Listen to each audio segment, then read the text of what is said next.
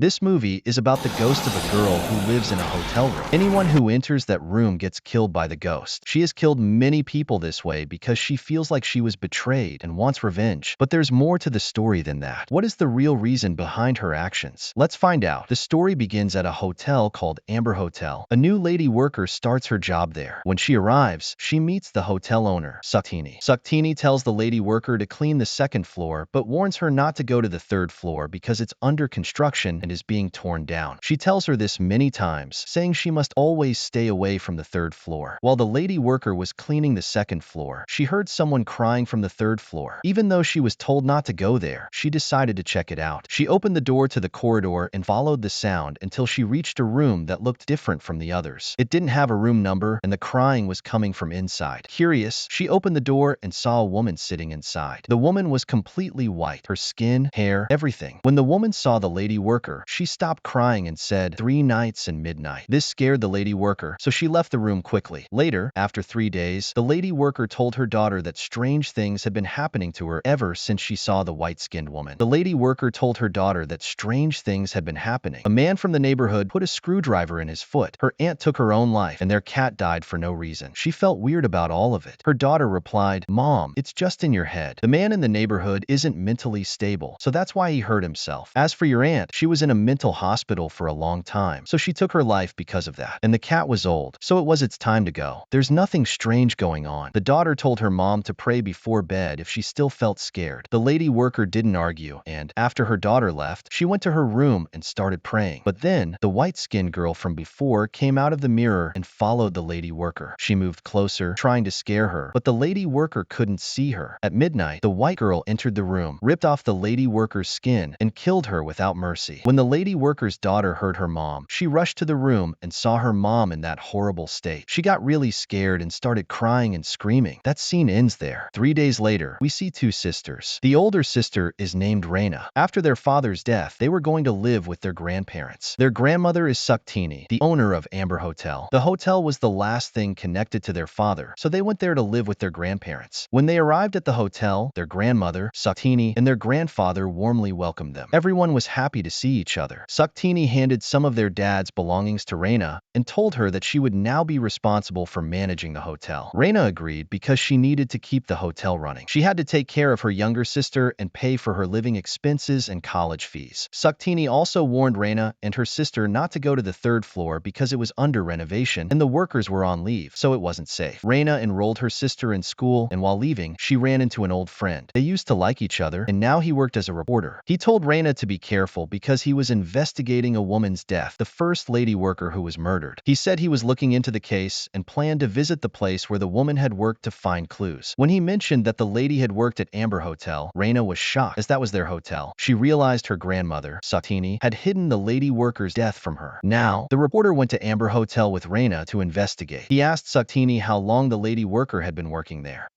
Suktini told the reporter that the lady worker had only been at the hotel for a few days, and they didn't know what had happened to her. The reporter decided to stay at the hotel to gather more evidence. Raina was upset with her grandparents for not telling her about the lady's death. Suktini explained that they didn't tell her because they didn't want to add to her worries after losing her father. That night, Raina's sister was praying and told Raina to trust in God and pray too. Later, Raina noticed a light coming from a room on the third floor, even though no one was supposed to be there, as Suktini had said. Curious, she went to check it out. Like the lady worker, Raina tried to open the corridor door, but it was locked. She broke it open and entered. She heard the sound of crying from a nearby room. When she opened the door, she saw the same white-skinned girl sitting inside. The girl looked at Raina and said, "3 nights and midnight." Raina didn't react and quietly left, thinking that the girl might just be a guest at the hotel. However, she couldn't stop thinking about what the girl had said. The next day, when Raina went to drop off her sister at school, she saw the words "the first day" written on her car, but they quickly disappeared. Raina became worried about what she saw and decided to talk to Suktini. She asked Suktini about the meaning of 3 nights and midnight. Raina explained that the previous night, she saw a light on in a room on the third floor, heard a girl crying, and went to check if the guest was okay. Raina was also confused. If someone was staying on the third floor, why did Suktini say it was under renovation and empty? After hearing this, Suktini became very scared. It was clear she knew something terrible about the third floor, which is why she always stopped people from going there. Now that Raina had gone there, Suktini was even more frightened friend and didn't know what to tell her. Raina left without getting an answer. Later, when Raina went to drop her sister off at school, Suktini's husband arrived. He told Suktini that the police were coming to investigate the hotel because the lady worker's daughter had told them everything that had happened. The police wanted to investigate the case further. Hearing the news, Suktini became sad and said there was nothing they could do now because Raina had also gone to the third floor and opened that room. Her husband got very scared too, and both of them were worried about what to do next. The news of the lady worker's death spread everywhere, and the police arrived to investigate. When the hotel guests heard about it, they started leaving. The reporter was also there, still investigating everything. Then, Raina arrived. The phone rang, and when Raina answered, someone asked her to send a towel to her room. Raina went to deliver the towel, but there was no one in the room. She heard crying from the bathroom, but when she checked, the bathroom was empty. Then, the room phone rang again. Raina answered, and the voice on the other end said, "If she's not in the bathroom and not in the room, then think about where she's hiding." Raina got very scared after hearing the voice on the phone. She quickly called the reception to ask who was staying in the room, and she found out that the room was supposed to be empty. When she checked, she saw the same white-haired girl walking behind the curtains. Then, the girl crawled under the carpet and quickly moved toward Raina. The girl had white hair, red eyes, and looked very scary. Raina was terrified and rushed out of the room. The reporter came and calmed her down. Raina told him everything that had just happened. But when the reporter went inside the room, everything looked normal, nothing strange or scary like Raina had described. After hearing about what happened to Raina, all the hotel staff got scared and quit their jobs, leaving the hotel. Now, Suktini and her husband felt helpless and decided to tell Raina and reporter everything. They explained that 6 years ago, when their financial situation was bad, Raina's father, their son, told them they could live in the hotel he had bought. He said they could use the money from the hotel for their expenses. When they first arrived at the hotel, it was in bad shape, so they renovated it. During the renovations, a worker heard a girl crying in a room without a number on the third floor. When he checked, he also saw the white girl, who said 3 nights and midnight. After that, the worker experienced strange things for 2 to 3 days, and then, at midnight on the third night, he died suddenly. Suktini and her husband explained what 3 nights and midnight meant. Whoever the girl spoke to would experience strange events for 2 to 3 days, and then at midnight on the third night, they would die in a terrible way. It became clear that the white girl must be the one killing people, just like what happened to the worker who hit his head against the wall at midnight, causing his head to separate from his body. Suktini continued, saying that after the worker's death, they called a shaman to help get rid of the ghost. However, the shaman was so scared that he didn't have the courage to enter that room. He advised them to keep the room closed so that no one could see or hear the ghost of the white girl living there. The ghost was trapped in that room because it had always been hers. This meant it was impossible to remove her ghost from there, which is why they kept the entire third floor closed and forbade anyone from going there. But as soon as the lady worker opened the room, strange events started happening again. Hearing all this, Raina and the reporter became very worried. Raina started worrying about her sister instead of herself. She said they had to stop her sister from going to that room at all costs. Meanwhile, Raina's sister was at school. While she was in the lab getting some equipment, she started hearing strange voices. Suddenly, a statue came to life and started moving around. It picked up a pair of scissors and moved toward Raina's sister, saying, "When you die, you will feel the same pain that the white girl felt." This scared her, and she ran out screaming. Other people gathered when they heard her scream. Raina's sister told her teacher that there was someone inside and the statues were moving, so the teacher went to check, but everything looked normal. When Raina's sister came home, Raina asked her if she had gone to that room on the third floor. Her sister replied, "Yes, I heard someone crying from that room." Raina's sister told her that she went to check the room and saw the white girl sitting there. The girl said 3 nights and midnight, which meant the sisters had only 3 nights left. To learn more about the white girl, Raina and the reporter went to the shaman who had sealed off the third floor. The shaman said the white girl had something hidden that was keeping her from moving on to the afterlife. To find out the truth, they needed to know her name because that would allow them to talk to her ghost. Raina and the reporter thought together about the girl's name. Raina remembered that her dad had said he wrote many secrets in his novel. She decided to let everyone read her dad's book, hoping it would mention the white girl or the hotel's past. Unfortunately, they didn't find anything in the novel, which left Raina very disappointed. Determined to find answers, she headed toward the room to check it herself, believing there must be something inside. Just as she was leaving, the reporter and her sister arrived and stopped her from going in. Raina's sister tried to stop her from going into the room because it could be dangerous. But Raina argued that if they did nothing, they would die at midnight on the third night anyway. She believed they had to try to save themselves. So, Raina and her sister went inside the room while the reporter stayed outside. Since he hadn't entered yet, the curse of 3 nights and midnight wouldn't affect him. Inside the room, Raina and her sister split up to search for clues. Raina's sister went to the bathroom, where she saw saw the ghost of the boy in the mirror, which scared her. Meanwhile, Raina looked under the bed and found a piece of paper with the word angel written on it. She decided to keep it and went to show it to her sister. When Raina found her sister, she was in trouble. The girl's spirit had entered her sister's body, making her possessed. Raina tried to bring her sister back to normal, but her sister, now possessed, attacked Raina. Raina's sister, still possessed, began hitting her head against the wall and climbed up it, looking very scary. Hearing her scream, the reporter rushed inside. He managed to help her break free from the possession, but ended up getting injured himself. Now, Raina's sister was back to normal, but then they saw the ghost of the white girl standing in front of them, who repeated 3 nights and midnight. This meant that the curse had now affected the reporter because he had entered the room. Realizing they were in danger, the 3 of them quickly ran out of the room. They looked at the clock and saw it was midnight, marking the start of Raina and her sister's second day and the first day of the reporter's curse. The 3 of them were very worried about their lives. Raina told the reporter that the room must have belonged to the girl, Jasmine. She thought their dad might have known her and let her stay there. Raina then showed the reporter, Suktini, and her husband the piece of paper she found. When they saw it, Suktini and her husband brought out similar pieces of paper they had found under the beds in every room. Each piece had the same writing on it. This turned out to be a letter that someone had cut into pieces and hidden in each room, like a puzzle. When they put the pieces together, they spelled out the name Jasmine. They believed this was the name of the white girl. The letter revealed that Jasmine had met Raina's dad for the first time near a pine tree in the jungle. She wrote that it was a wonderful time, and she wanted to be with him always in that same place. They discovered that Jasmine called Raina's dad Angel. This made them realize that if they went to the jungle near the pine trees, they might find clues. So, Raina and the reporter went to search for the pine trees. They soon found the spot where the pine trees grew along with many white flowers. This was where Raina's dad and Jasmine used to meet. As they remembered more details from the letter, they headed north. They reached a river and saw a boatman. They asked him where the white flowers came from, thinking Jasmine might be from there. The boatman told them that the flowers grow in his village, called White Flower Village. Raina and the reporter felt hopeful, thinking they were close to the truth. They asked the boatman to take them to the village head so they could discuss something important. When they talked to the head, he became scared when he heard about the white girl Jasmine with red eyes. He quickly sent them away, saying he didn't want to talk about it. Outside, it started raining, and they couldn't cross the river. The boatman offered them a place to stay for the night. Inside, Raina felt sad because they hadn't found any evidence, and they only had 1 day left. Raina tells the reporter about her painful past. She remembers when her mom fell ill and her dad got cancer. Despite praying a lot, she felt that God didn't listen and took her parents away. Now, living in the hotel, she fears for her and her sister's lives. She cries, feeling lost and confused about what God is doing to her. The reporter comforts her, saying that if bad things are happening now, it might be because God is preparing her for future challenges. He encourages her to keep faith in God and not to give up when trouble comes. While they talk, they hear a fight between the village head and his wife. The reporter suspects that the head's wife knows something important. They quietly enter the head's house and find a painting of the white girl Jasmine. The head's wife reveals that Jasmine is actually their daughter. The boatman explains that the white girl's real name is Menoer. She was born at midnight and had a condition that made her whole body, including her hair and skin, white. The village is named after the white flowers because of Menoer. Sadly, because of her appearance, other children bullied her and called her a devil. Menoer's father used to beat her and lock her in a room because he was ashamed of her. This made Menoer live alone, creating imaginary games and dances to cope. After 20 years, she ran away, and no one knew where she went. After learning Menoer's true story, Raina and the reporter returned to the hotel and called the shaman to help. The shaman talks to Menoer's spirit, explaining that after she ran away, she went to the same jungle where Raina's dad first met her. Raina's dad saved her life and gave her a room in his hotel, even giving her all of his mother's jewelry since he had no one but memories of his parents. Menoer felt happy because, for the first time, someone accepted her without judging her looks. They began living together in the hotel and fell in love. Raina's dad never made her feel different, helping her forget her struggles. However, when he went to Jakarta for business, Menoer waited for him to return. To express her feelings, she created a letter puzzle, cutting the letter into pieces and hiding them under beds in each room. Days passed without Raina's dad returning. Heartbroken, Menoer traveled to Jakarta, only to find him with another woman who was going to be the mother of his child. Feeling betrayed, she returned to the hotel devastated. In her pain, she used a knife to cut away her own skin, believing that she was unworthy of love because of her appearance. After 3 days of suffering, she died at midnight on the 3rd night. Hearing this story, Raina and the reporter felt sad and scared. Raina and the reporter asked the shaman how to fix everything. The shaman tells them they need to find Menoer's body and join it with something that gives it life so Menoer can forgive them. But suddenly, Menoer's spirit attacks the shaman, killing him in a scary scene. Raina and the reporter are terrified, especially since they have little time left. Then, Raina's sister spots something under the bed, their dad's belongings. Among them, she finds a book titled White is Jasmine, which reveals that their dad wrote about Menoer. The book explains that Raina's dad didn't go to Jakarta for a meeting. He actually went to propose to Menoer. He wanted to get a white flower ring made to surprise her when he returned. However, on his way back, he got into a car accident and suffered a severe brain injury that caused him to lose his memory. The car belonged to Suktini and her husband. It turns out Raina's dad wasn't their biological son. They adopted him and gave him a new identity. Eventually, he remembered everything, including why he had gone to Jakarta. Raina's dad quickly returned to the hotel because he loved Menoer deeply. But when he got there, he found Menoer's body in terrible condition. It was rotten. This made him very sad. Raina's dad buried Menoer's body in a tunnel in the hotel basement so she could be at peace. He marked her grave with a drawing of the white flower ring he had made for her, hoping it would help her soul rest peacefully. Raina's dad decided to leave the hotel forever because he couldn't bear the pain of losing Menoer. This made Raina and her sister realize that their dad had never cheated on Menoer. Raina realized that her dad truly loved Menoer, but she died before he could tell her the truth. To fix everything, they needed to tell Menoer what really happened. Raina and the reporter went to the hotel's basement to find Menoer's grave. They were prepared to search for her body. However, Menoer's spirit showed up and possessed the reporter to make it harder for them. She tried to mislead Raina by controlling the reporter. Raina quickly realized the reporter was possessed. With little time left before midnight, Raina felt anxious. She found a letter from her grandparents in her bag, encouraging her to pray to God for help. Raina prayed earnestly. Miraculously, after a short while, Raina found Menoer's grave. She started digging and soon uncovered Menoer's skeleton. Just as she was about to place the ring in Menoer's hand, the possessed reporter attacked her again. Raina bravely fought back and managed to put the ring on Menoer's hand. This connection between Menoer's corpse and the ring helped her understand the truth, bringing her peace. Menoer's spirit then left this world. Afterwards, Raina and the reporter came out of the tunnel, feeling emotional and relieved that they had fixed everything together. They reported everything to the police. The reporter confessed to Raina that he still loved her and proposed marriage. Raina happily accepted. Later, while the reporter was talking to Raina on the phone, Menoer's spirit emerged from the mirror. It was midnight, and the 3 nights of the reporter's curse were over. The next day, when Raina went to wake the reporter, she was terrified to see his condition and felt very sad. Raina was heartbroken and worried. She thought they had fixed everything, but the reality was different. The police and ambulance arrived to take the reporter's body away.